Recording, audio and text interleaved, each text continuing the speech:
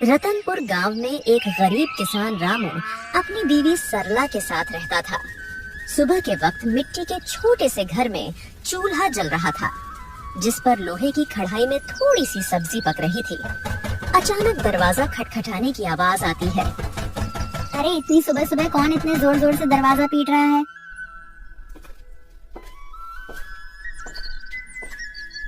दरवाजा खोलते ही सेठ हरिलाल गुस्से में लाल पीला खड़ा था, जो कि बहुत लालची और चालबाज है। वह हर किसी से 2 गुना ब्याज वसूलता था। रामू, बहुत हो गया तेरा नाटक। मेरे पैसे कहाँ हैं? सेठ जी, कल ही तो मैंने आपको पूरी रकम दे दी थी और पूरा हिसाब पक्का कर दिया था, और मैंने आपके पुराने पैसे भी कब के लौटा दिए हैं।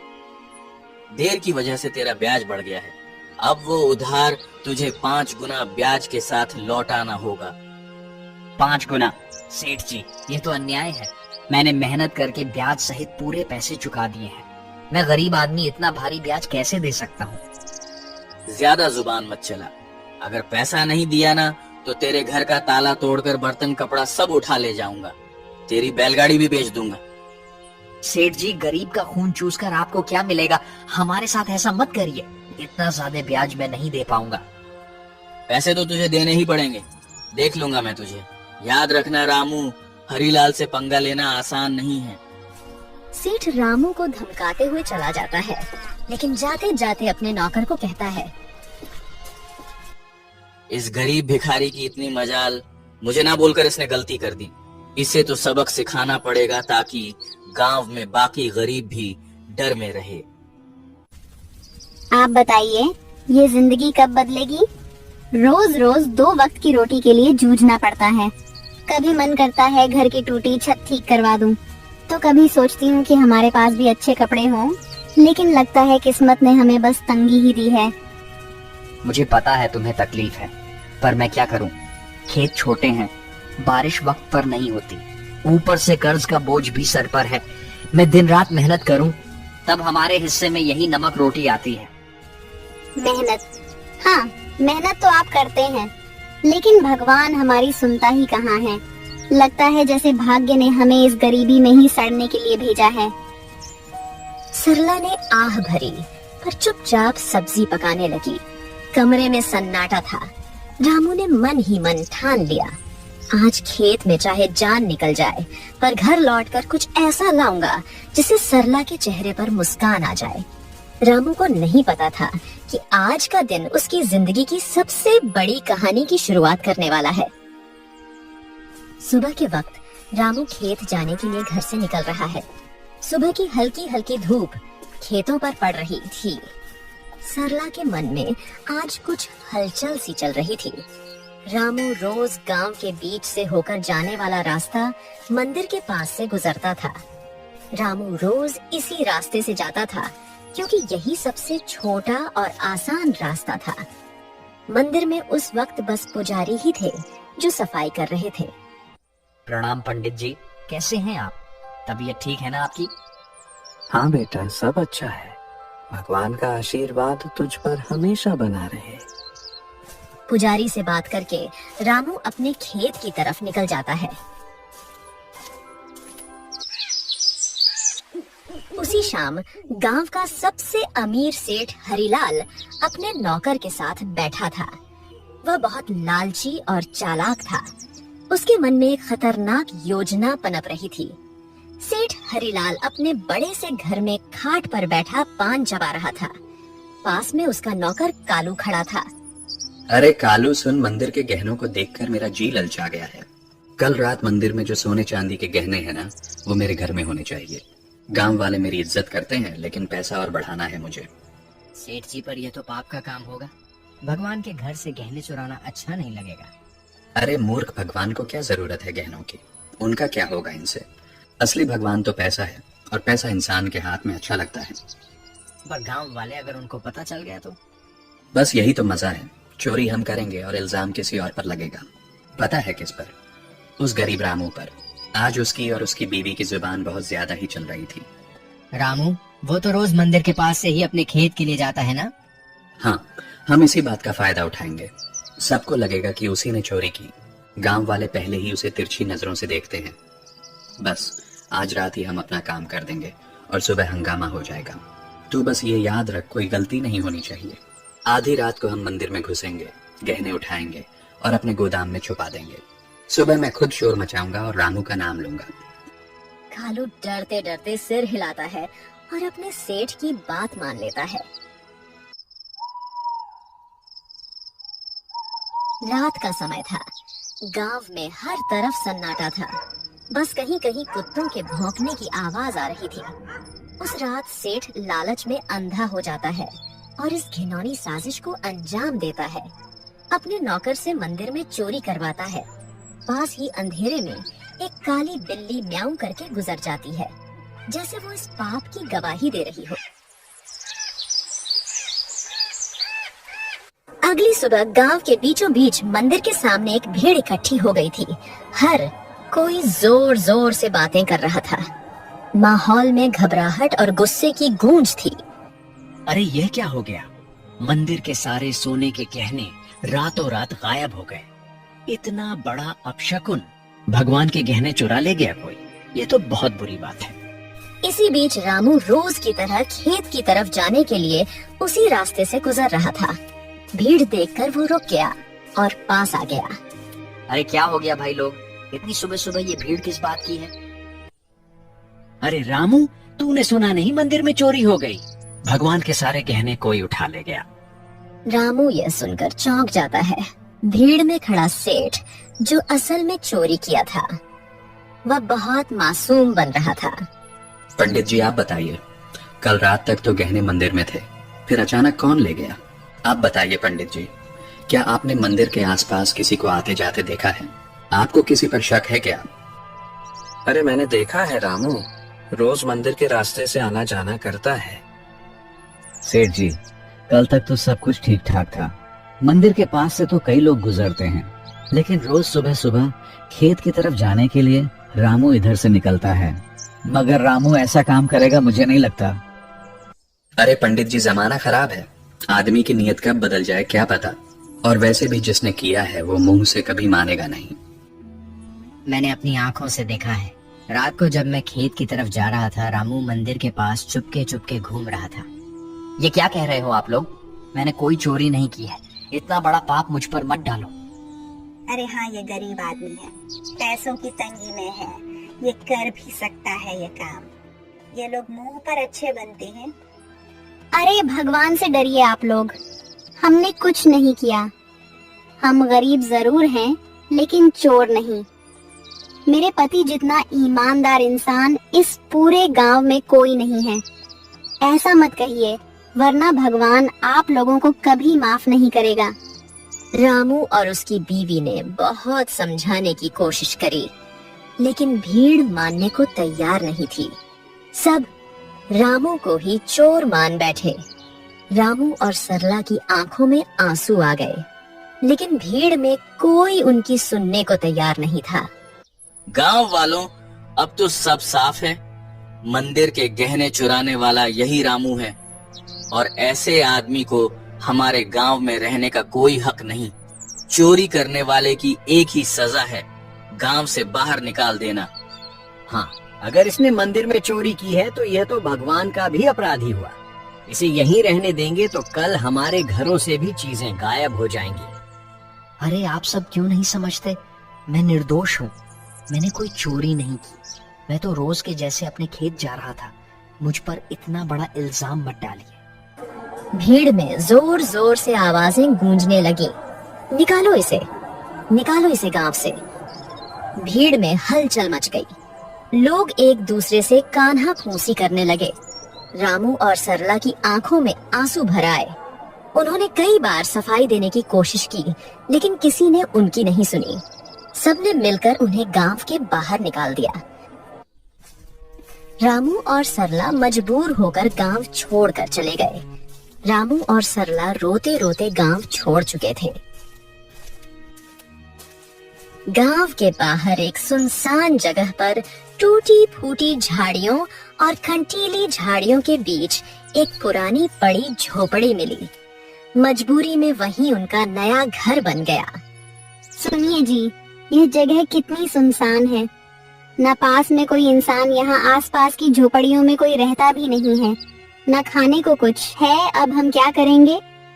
क्या करें सरला, जब अपना गांव ही हमें ठुकरा दे तो कहीं और सहारा ढूंढना पड़ता है। यही हमारी तकदीर है। मैं तो ये सोच रहा हूँ आखिर चोरी की किसने है, और इल्जाम मुझ पर डाल दिया गया। मैं असली चोर का पता लगा कर रहूंगा। दिन ढल गया। सरला रोते रोते सो गई। रामू सारी रात परेशान बैठा रहा।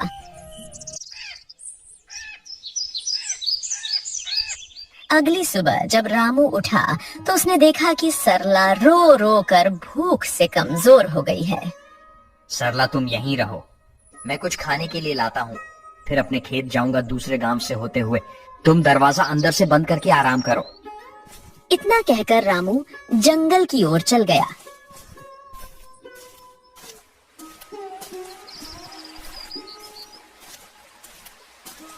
रामू ने सरला को कुछ फल और आसपास की नदी से पानी लाकर दिया। रामू दूसरे गांव से होते हुए अपने खेत जाने के लिए निकल गया। अचानक घने जंगल में सामने से एक साधु बाबा प्रकट होते हैं। उनकी लंबी दाढ़ी और वस्त्र उन्हें अलग ही आभा दे रहे थे। रामू उनके पास गया। बेटा तू कौन है? तेरे चेहरे पर चिंता की रेखाएं साफ दिख रही हैं। बाबा मैं इस गांव का ही रहने वाला हूँ, पर अब गांव वालों ने मुझे निकाल दिया है। सब लोग मुझ पर चोरी का झूठा इल्जाम लगा रहे हैं। मैंने कोई चोरी नहीं की। रामू रोते रोते साधु बाबा को पूरी कहानी बताता है। सेठ का कर्ज, गांव वालों का इल्जाम और मंदिर से चोरी की घटना। बेटा तेरी आंखों में छल नहीं है। तू सच्चा और साफ दिल का इंसान है। तेरी पीड़ा मैं समझ सकता हूँ। ये दुनिया अक्सर गरीब पर झूठा इल्जाम लगा देती है, पर चिंता मत कर, भगवान न्याय करते हैं। असली चोर जल्द ही सामने आएगा। ये मेरा आशीर्वाद है। पर बाबा कैसे? सब मुझे ही दोषी मान रहे हैं। गांव छोड़कर मैं और मेरी पत्नी यहाँ भूखे प्यासे पड़े हैं। कोई मेरी बात मानने को तैयार नहीं है। मैं कैसे साबित करूं कि मैं निर्दोष हूं? इस जंगल में एक श्रापित जानवर रहता है। उसने अपनी आंखों से असली चोर को देखा है। वही तुझे सच तक पहुंचने में मदद करेगा। पर ध्यान रहे, उस जानवर को ढूंढना आसान नहीं है। उसके पास जाना होगा, उसका विश्वास जीतना होगा, तभी वह तेरी मदद करेगा। श्रापित जानवर बाबा वह कौन है? मैं उसे कैसे ढूंढूं? यहाँ जंगल में तो बहुत से जानवर हैं। वह एक श्रापित काली बिल्ली है। सच ये है कि उसकी आंखों ने वह दृश्य देखा है जो किसी और ने नहीं देखा।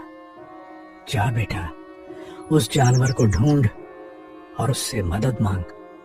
वो बिल्ली तेरी जिंदगी बदल देगी। भगवान तेरा साथ देंगे। जा बेटा, सत्य की शक्ति तेरे साथ है। साधु बाबा रामू को आशीर्वाद देकर अचानक गायब हो गए। रामू समझ गया था कि यह भगवान की लीला है। रामू तुरंत ही बाबा के बताए अनुसार उस बिल्ली को ढूंढने के लिए निकल गया। जंगल का सन्नाटा, पत्तों की सरसराहट। रामू थका हारा, भूखा प्यासा, उम्मीद के सहारे इधर उधर भटक रहा था। उसने पूरा जंगल छान मारा, पर उसे वो काली बिल्ली कहीं नहीं मिली। दिन ढलने को आया। रामू अब निराश होकर अपनी झोपड़ी की तरफ जा रहा था। अचानक तभी उसकी नजर एक काली बिल्ली पर पड़ी। बिल्ली की चमकती आंखें दो अंगारों जैसी दिखाई दे रही थीं। ओ बिल्ली रानी, क्या तुम वही हो जिसके बारे में साधु बाबा ने कहा था? क्या तुमने उस रात देखा था? असली चोर कौन है? माँ, बिल्ली, क्या तुम मेरी मदद करोगी? मुझ पर झूठा इल्जाम लगाकर गांव से निकाल दिया गया है। क्या तुम सच जानती हो? मुझे बता दो असली चोर कौन है। बिल्ली उसकी आंखों में देखती है। रामू का साफ दिल और अच्छी नीयत देखकर जैसे उसे सब समझ आ गया हो। अचानक बिल्ली की आंखों से एक अजीब सी चमक निकलती है और वह इंसानी आवाज में बोल उठती है। रामू, तुम्हारे साथ बहुत बड़ा अन्याय हुआ है। मंदिर के गहने तुमने नहीं चुराए। असली चोर तुम्हारे गांव का सेठ और उसका नौकर है। दोनों ने मिलकर मंदिर से गहने चुराए और चोरी का इल्जाम तुम्हारे सिर पर चढ़ा दिया ताकि कोई शक न करे। सेठ जानता था कि तुम गरीब हो, तुम्हारे पास कोई सबूत नहीं होगा, इसलिए उसने चालाकी से तुम्हें बलि का बकरा बना दिया। क्या गांव का सेठ वही जो सबसे धर्म और दान की बातें करता है, और उसका नौकर भी तो यही सच्चाई है? गांव वालों ने मेरी ईमानदारी पर शक किया और असली अपराधी चैन से सो रहा है। माँ बिल्ली, अब मैं क्या करूं? यह सच गांव वालों तक कैसे पहुंचाऊं?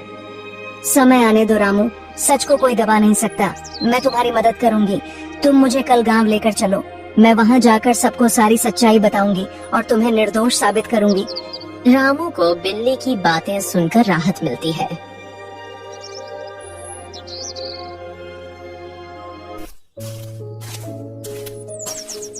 वह घर जाकर सरला को पूरी बात बताता है।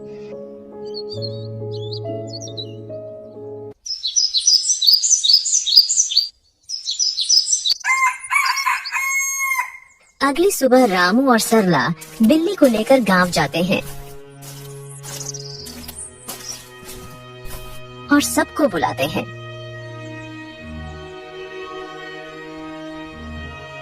गांव वालों, आप सबने मुझे चोर बोलकर गांव से निकाल दिया था, पर असली चोर अभी भी गांव में ही बैठा है। आज मेरे पास एक गवाह है जो मुझे निर्दोष साबित करेगा। गांव वालों सुनो, असली चोर रामू नहीं है। मैंने अपनी आंखों से देखा है। मंदिर के गहने सेठ और उसके नौकर ने मिलकर चुराए हैं।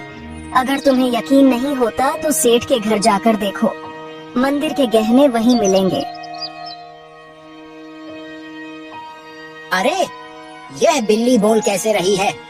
चलो हम जाकर देखते हैं सेठ के घर गहने हैं या नहीं। वैसे भी सेठ ही हमें हमेशा धोखा देता रहा है। बिल्ली को बोलता देख सब चौंक जाते हैं और गांव के कुछ लोग सेठ के घर जाते हैं। उनको गहने सेठ के घर में मिल जाते हैं। अब पूरे गांव में बातें होने लगी। सेठ चोर है, सेठ चोर है। सब बोलने लगे। सेठ ने चालाकी से अपने नौकर को इशारा करा और सारा इल्जाम नौकर पर डाल दिया। अरे नहीं नहीं, मैं चोर नहीं हूँ। ये सब मेरे नौकर की करतूत है। उसने ही चोरी की है।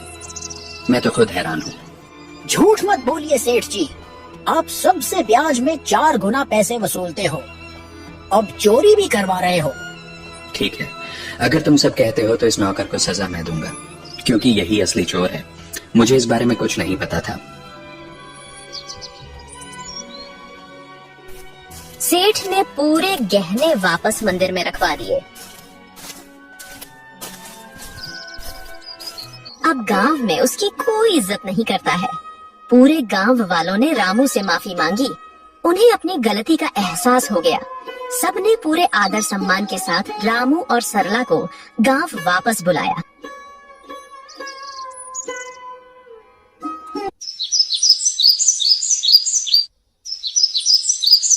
रामू और उसकी पत्नी सरला अब वापस अपने घर आ गए थे।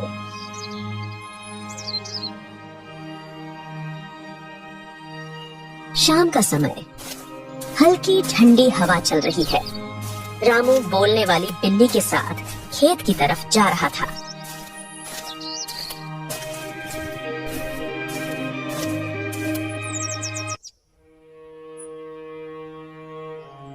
माँ बिल्ली, आज अगर तुम ना होती तो मेरी जिंदगी बर्बाद हो जाती। तुम्हारे ही कारण ही मुझे इज्जत वापस मिली। तुम्हारा बहुत बहुत धन्यवाद। रामू, अब मुझे तुमसे एक आखिरी बात कहनी है। अचानक तेज रोशनी बिल्ली के चारों ओर फैलने लगती है। बिल्ली चमकने लगती है और पल भर में वह एक सुंदर अप्सरा में बदल जाती है। रामू आश्चर्य से पीछे हट जाता है। अरे ये क्या हुआ? तुम अचानक अप्सरा कैसे बन गई? कौन हो तुम? हाँ रामू, मैं एक अप्सरा ही हूँ। मुझे स्वर्ग से श्राप मिला था। मैं इस श्राप से मुक्त होने के लिए ही धरती पर आई थी। जब तक मैं धरती पर किसी सच्चे और भले इंसान की मदद नहीं करती, तब तक मैं इस बिल्ली के रूप में ही रहती।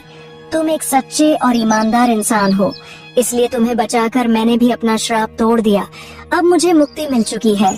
तुम्हारी ईमानदारी और भलाई ने मुझे श्राप से मुक्त कर दिया है। तुम्हारा बहुत बहुत धन्यवाद रामू। मैं बहुत खुश हूँ। मैं तुम्हें वरदान देना चाहती हूँ। तुम्हें जो चाहिए बेझिझक कहो। रामू की आंखों में चमक आ जाती है। वह भावुक होकर अप्सरा को प्रणाम करता है। देवी, मेरी जिंदगी गरीबी से घिरी हुई है। मैं दिन रात खेतों में मेहनत करता हूँ, मगर फसल कभी अच्छी नहीं होती। ऊपर से कर्ज का बोझ है। मेरे परिवार के लिए 2 वक्त की रोटी जुटाना भी मुश्किल हो जाता है। रामू, मैं तुम्हें वरदान देती हूँ। तुम्हारी परेशानी अब समाप्त होगी। जंगल के बीच में एक लाल फूल के पौधे के पास एक चमत्कारी फल का पेड़ है। वह पेड़ स्वर्ग से आया है। उस पेड़ का फल सिर्फ ईमानदार इंसान ही खा सकता है। तुम वहाँ जाओ और वह फल खाओ।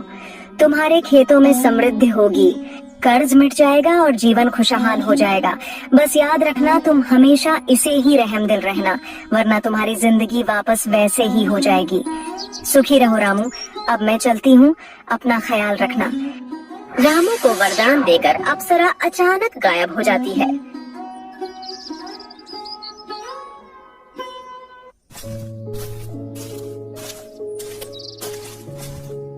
रामू जंगल में चारों तरफ उस चमत्कारी पेड़ को ढूंढता है।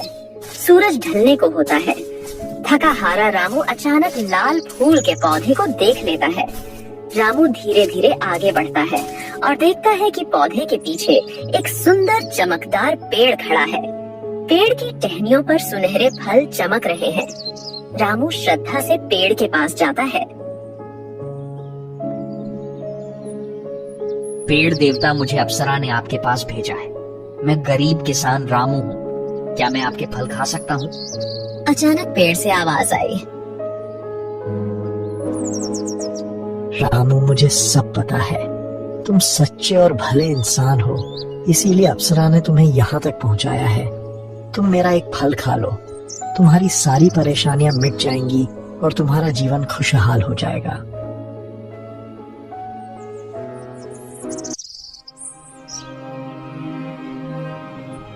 रामू पेड़ से एक सुनहरा फल तोड़कर खाता है। अचानक उसके शरीर में एक अजीब सी ऊर्जा दौड़ जाती है। वह पेड़ को धन्यवाद करके अपने घर की ओर निकल जाता है।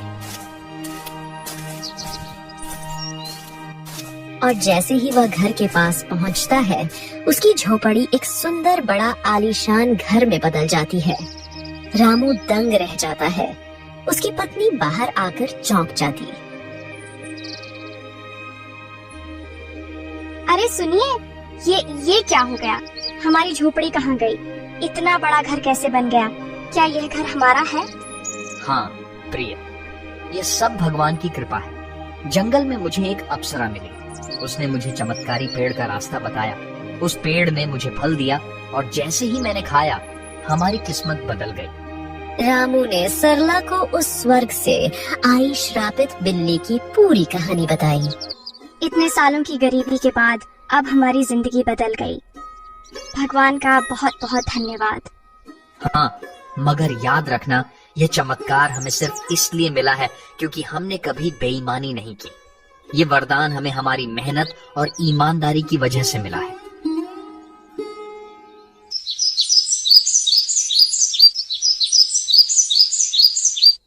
अब रामू और सरला अपने नए घर में खुशी से रहने लगे। पर रामू अब भी साधारण कपड़ों में ही रहता था। उसके अंदर जरा सा भी घमंड नहीं आया। उसने हमेशा उस अप्सरा की बात याद रखी। अब रामू गांव में सबकी मदद करने लगा। उसके घर में हमेशा अनाज भरा रहता था और मेहमानों के लिए दरवाजे खुले रहते थे। वह गांव के सारे जरूरतमंद लोगों को अनाज बांटता था। सारे गांव में रामू की बातें होने लगी। हर कोई अब रामू की बहुत इज्जत करने लगा था। एक दिन गांव वालों को रामू की तारीफ करते सेठ हरिलाल ने सुन लिया। यह सब देख हरिलाल को जलन होने लगी। ये सब दिखावा है। कोई इतना अमीर अचानक कैसे हो सकता है? जरूर इसके पीछे कोई बड़ा राज है। अगर यह ऐसे ही अमीर होता रहा तो गांव में मेरी इज्जत तो मिट्टी में मिल जाएगी।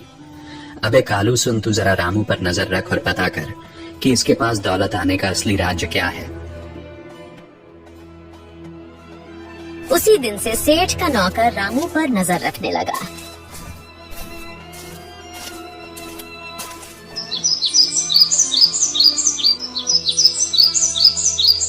एक दिन सेठ का नौकर रामू का पीछा कर रहा था।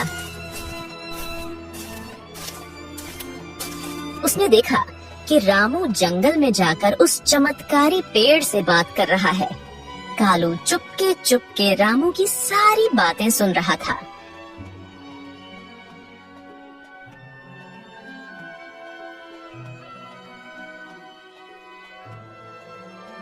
सेठ जी, मैंने सब देख लिया, सब पता कर लिया। रामू उस जंगल के बीच वाले पेड़ से बात कर रहा था। उसने उस पेड़ का फल खाया है, जिसकी वजह से उसकी गरीबी दूर हुई और वह अमीर बन गया। क्या सच में? तो चल अभी उसी पेड़ के पास चलते हैं। अगर रामू अमीर हो सकता है तो मैं क्यों नहीं? मैं तो उससे भी बड़ा अमीर बनूंगा। मेरे पास तो पहले से ही ताकत और पैसा है। उस पेड़ को मैं अपनी मुट्ठी में कर लूंगा। सेठ लालच में आकर तुरंत अपने नौकर के साथ जंगल की ओर निकल गया।